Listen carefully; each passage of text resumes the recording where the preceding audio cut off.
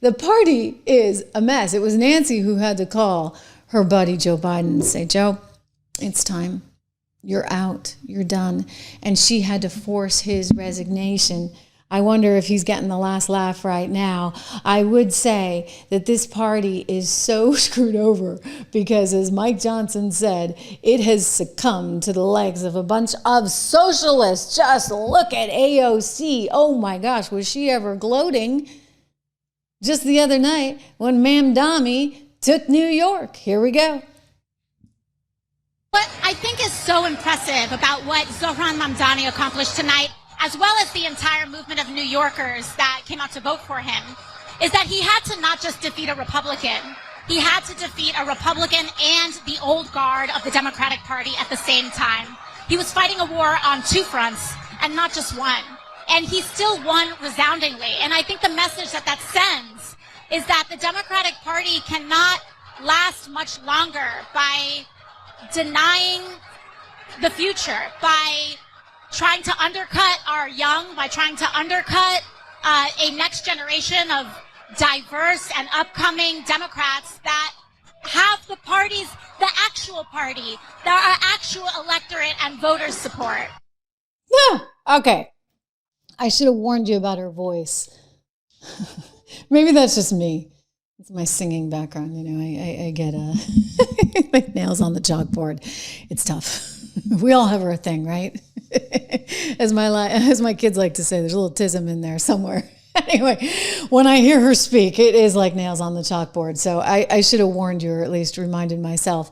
Nancy Pelosi is now out, just hours after AOC said that. So AOC's gloating, saying, look, there's a new party here and we've come along and we're taking hold. And you know what? To a certain extent, she's not wrong in that the Democrat Party didn't actually champion values that would help people. I mean, AOC's certainly not championing them. Don't kid yourself. I mean, this is a woman who is pretty darn clueless on the economy, who turned away Amazon when they were offering like tens of thousands of jobs that would have paid $100K plus a year. She turned that away. Oh, Queens doesn't need Amazon. I mean, she just doesn't get it. I'm sorry. Just because you're a Democrat doesn't mean you need to be stupid. I've said this forever. Like, economics doesn't need to be political. I realize it gets that way, but hello, you need jobs. Oh, wait a second. The communists, the socialists, they don't actually need private sector money. Don't forget. Right? They don't want private sector money. They only want government money. So they want to tax and tax and tax anybody who's got anything until they're blue in the face, right? To take it over, to take it back and redistribute it to all their friends and family as they see fit. Hey, I'm sorry. This is history. I was a history major, early US, but you know, I get it. Go around the world. I've spent time in Venezuela. Venezuela went from having the best standard of living in all of Latin America to the worst. And I can document the day. It was my first day at Goldman Sachs. And guess what? We were trading Latin American debt, specifically Venezuela, Argentina, Mexico, and Brazil. And Hugo Chavez came into power and we were trying to get a meeting with him. And I think we eventually did. I was not part of the team that went down and met with him. I later tried to as a CBS News reporter. So I got the privilege of going to hear all his speeches. And sí, yo hablo español. AOC does not, but I speak Spanish. And so I got to go down and hear over and over and over again Hugo Chavez tell us how it was the fault of the white Europeans. And because the white Europeans stole from the people hundreds and hundreds of years ago and effectively, enslaved them, well, it is only the right of the people to take all that back. And so what he did was he took everything, confiscated property, you name it, golf courses even, which is kind of funny because I was thinking about Letitia James trying to get her hands on the Bedminster golf course, or the New York golf course. Anyway, of Donald Trump when she could. I mean, it was like Venezuela all over again. So he would sit there and say, and he'd go on for hours. I never did get an interview with him because every time he'd speak, he'd run out the clock and there was never time for an interview. But this communist convinced the people that it was the fault of the white Europeans and he was going to take everything back. And believe me, he did. And guess what now? Like, Venezuela is devastated. People are starving in Venezuela, which is a weird thing, right, in today's day and age. But they are so devastated, and Chavismo has ruined that country. And by the way, you know, we're onto it. Pete Hegseth's onto it. Venezuela, good luck. There's something called the Monroe Doctrine.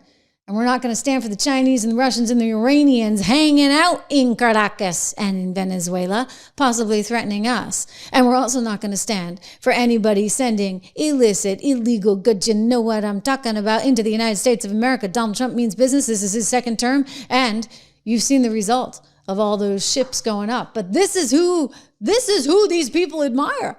No joke.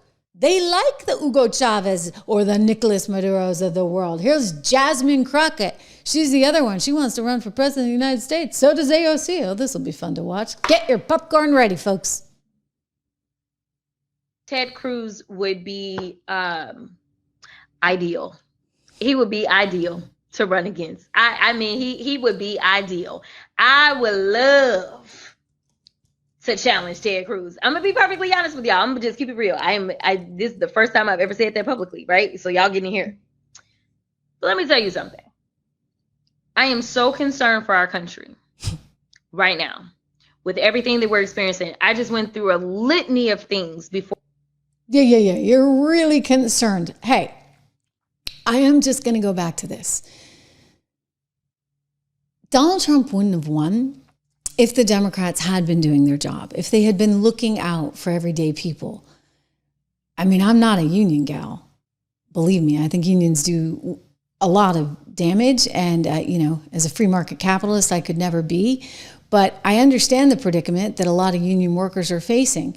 And think about the fact that you had all these union leaders and union voters, I mean, the head of the UAW, right, getting up and speaking at the RNC. Donald Trump gave him a platform. He said, I get it. You need to be heard. And you think about all the union workers, and they overwhelmingly voted for Donald Trump over Kamala Harris. It makes sense because the Kamala Harrises of the world, they don't get. Hillary Clinton doesn't get. Nancy Pelosi does not get what your average American is up against. And in a time when we had mass inflation approaching near double digits under Biden, people were hurting. And it just kept getting worse and worse and worse. And you had a guy who didn't seem to know what day it was, and 85-year-old Nancy there telling you to eat more Talenti ice cream.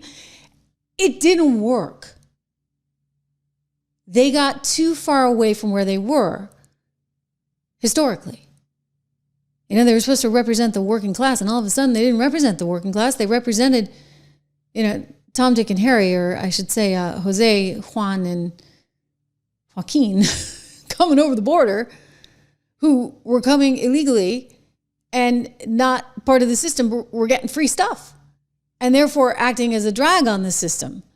I mean, you can have legal immigration. Donald Trump's talked about a big, beautiful red carpet, right? Let's do it the right way. Heck, he married 2 immigrants, for goodness sakes. Wife number 1 and wife number 3. Okay, he's got a thing for the Eastern Europeans. Beautiful women. Very, very organized. I mean, I'm making a big generalization, but most of my Eastern European friends are very organized. I admire them tremendously. Yes, and quite beautiful. So I'm just saying, like, this isn't an anti-immigrant thing. This is a, hey, let's do this in a way that's actually good for America thing. And Nancy Pelosi failed on that front because she had a different agenda, as Stephen Miller so articulately explained. And now you got this nut job, and I'm telling you, he's a nut job. He's a lying nut job. He couldn't get into my own alma mater, Columbia University. And his dad worked there. Hey, I didn't have any parents working there. I had to do it the old-fashioned way. I actually had to really try to get into that school. This guy, he had daddy working there. He put down that he was African American. Check that off on his box. I guess, like, literally, could you say? I mean, he just became an American 7 years ago, incidentally, because, you know, they had the home in Uganda. And he's got a dad who, like, must have been like this with Chavez. He's like, you know, the definition of Chavismo, and believes it's the white Europeans that have destroyed society instead of creating the greatest economy on the planet. right? We've lifted more people out of poverty in the United States of America than anywhere else in the world. And yet this idiot says, hey, we're not going to have any more Donald Trumps. We're going to make sure we choke them off before they happen. I'm curious to know how that's going to go. What are you going to do? You just get rid of our freedom of speech, First Amendment? Yeah, it's been tried before. I lived it. And if there is any way to terrify a despot, it is by dismantling the very conditions that allowed him to accumulate power. This is not only how we stop Trump, it's how we stop the next one. Ah! Okay. You see where I'm going? The communists, they say you don't have a right to earn all the money that you want to earn. There's got to be a cutoff somewhere. I mean, he's making $1 million in New York City. I got news for him. You know, since 2020, they've lost like 20,000 $1 million earners. There were like 50 some odd thousand people earning $1 million in New York City. Then 2020 happened and they realized, we can go elsewhere. You know what? It's cheaper to live somewhere else, like say Texas, and they're not going to actually charge me a gazillion dollars in taxes.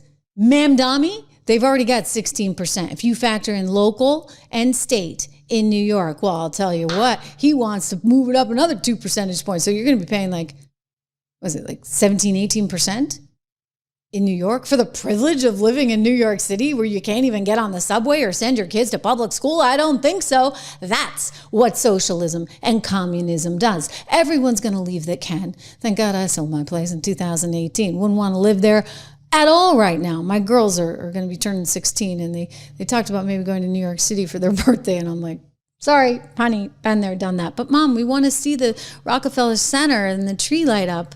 I'm like, okay, you know, I used to work at 30 Rock and this was like the worst time of year because I'd have to deal with all these crowds of people at 30 Rock, just trying to get through all that was quite, I'm like, you know what, when you grow up, if you want, hopefully you won't want to work at 30 Rock, but you can have that experience. I avoid the city like the plague.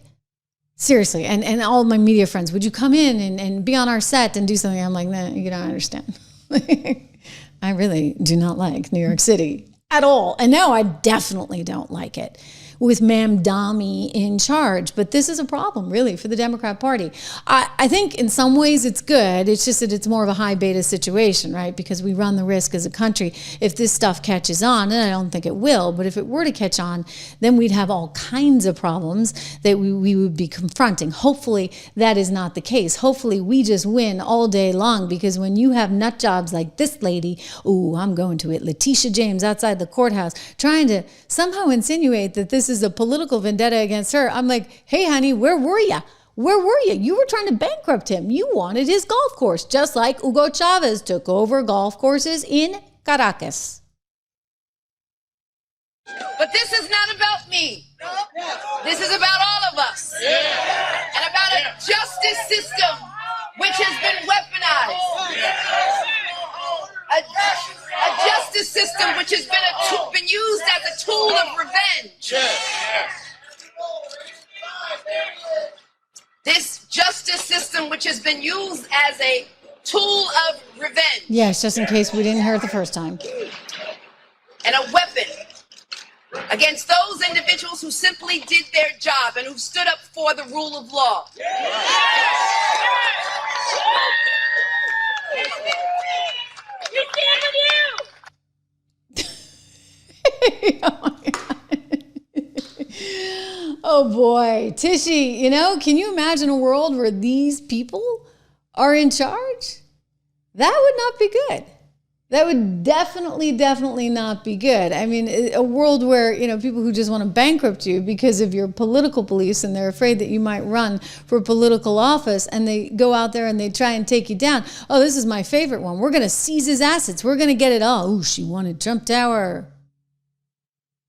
4 days after a judge ordered Donald Trump to pay $355 million for a decade of fraud, New York Attorney General Letitia James says she's prepared to do everything she can to make sure the former president pays his fine, including, she told us, seizing the buildings that bear his name. If he does not have funds to pay off the judgment, then we will seek, judgment enforcement mechanisms in court, and we will ask the judge to seize his assets. Yeah. Like I told you. Okay, so that's where we are. I would say this. We did have some election losses. We didn't have Donald Trump on the ballot. He is sort of the one-man show, right? I think that, he tries to surround himself with a lot of great people, and he certainly does, but he has the charisma and the personality to really get people out to vote. And we didn't have that this week, but it is concerning. I want to just show you something from Polymarket because it's just worth paying attention to. And I can't be completely Pollyanna here.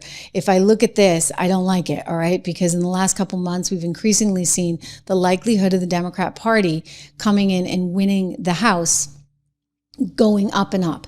And of course, with Prop 50 that they were able to get through in California so that they get 5 more seats, that's part of this. It's critical. And we have been successful in terms of the redistricting that needed to happen in the state of Texas, which is why Crockett's going to be out of a job and she's looking either to take on Cruz or maybe the presidency. This is a concern, and I think we need to be smart about it and we need to be focused on it because what we're up against is something entirely different than really anything we've ever seen.